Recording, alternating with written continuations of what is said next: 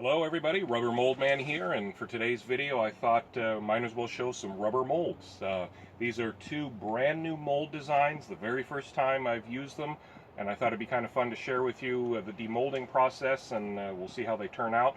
Whenever I do a brand new design, I test it the first time to see if I have to make any alterations on the molds, see if there's any changes that'll make it work easier, things like that. So we'll go ahead and do it. I'm kind of excited. This is my favorite part of the business, is seeing new statues for the first time.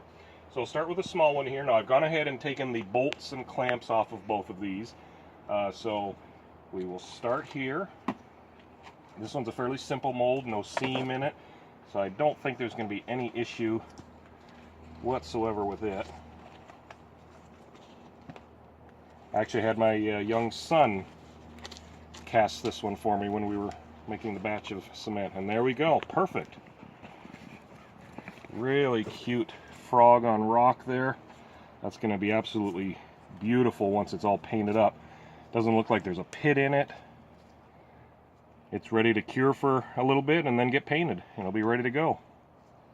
Costs maybe 50 cents in material to make this guy, and he'll be able to sell, once he's painted, probably for about $30 to $40. So another reason I like this business. All right, now the main attraction, this big one. I nearly killed myself getting it up on this table here, so I hope it works. Very first time I've done it. Again, I've taken the bolts and clamps off of it. Now, a big one like this, because of all the weight in it, sometimes the fiberglass will stick a little more because it's a little bit harder. Well, that came off fairly easy. Okay. Get this side off. Okay, well, the sides came off relatively easy, so that should be fine. Now, for this one, because it has a big indentation here and a lot of detail, I made this little plug, and I was kind of concerned how easy that would be to pop out. So I just wanted to, well, again, no problem at all. So fiberglass seems to be a-okay. Now for the true test. We start back here at the seam. And as you see, I try to make it so that when you use the proper mold release, the molds that I make, the rubber just comes right off. I've seen some videos where people are using rubber molds and they're just pulling. You can get that occasionally if they've sat for several days, but generally, like this one I poured 2 days ago, it should just fly right off here. So stretch it around the elbow. And keep in mind, this is going to be in the roughs concrete. It's not finished yet, so it might have some imperfections, but that's okay. And right out of there.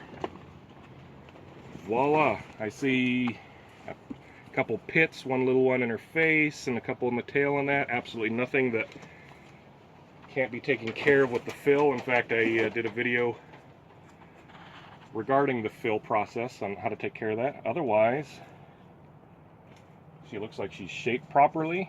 That insert did its job perfectly because she has a perfectly shaped face. That's the first thing people look at statues of figurines, is the face. And you see so many of them where the faces are flattened or the nose is bent or things like that. So that's the reason I made this piece here, so it goes over the rubber and it will keep all that in the proper shape it's supposed to be, especially since there's so much weight.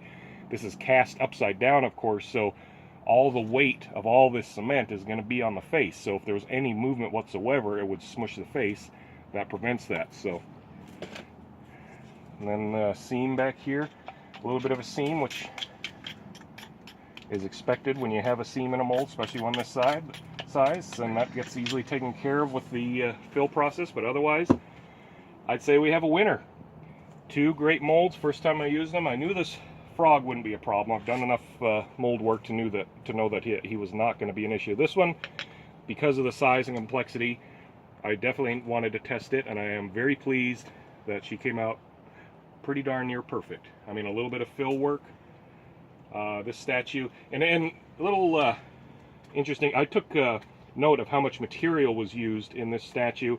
This used right at $5 worth of store-bought material. I'm trying to downsize my operations here so I don't buy the material in bulk like I used to, which would be even cheaper. I buy it in bags at Lowe's or Home Depot. This was $5 of material. This statue, once I paint it, will probably sell easily for $150 to $200. Even more at some of the specialty shops, but I try to go what I consider wholesale price. Even at $100, massive profit, because the painting of this, I'm not going to detail it. I'm going to do one of my two-tone or three-tone antique finishes, which is super easy and quick. So super high amount of profit you can make off statues like this. So once you learn how to make them, it's a great business to get into, especially now with the huge increase in the demand for statuary. Anyway, thanks for watching, folks. Hope you enjoyed this. If you like watching the demolding videos, send me an email, let me know. Don't forget, underneath this video you can get all my info and details, how to contact me, my website, Facebook page, all that. So until next time, have a great day.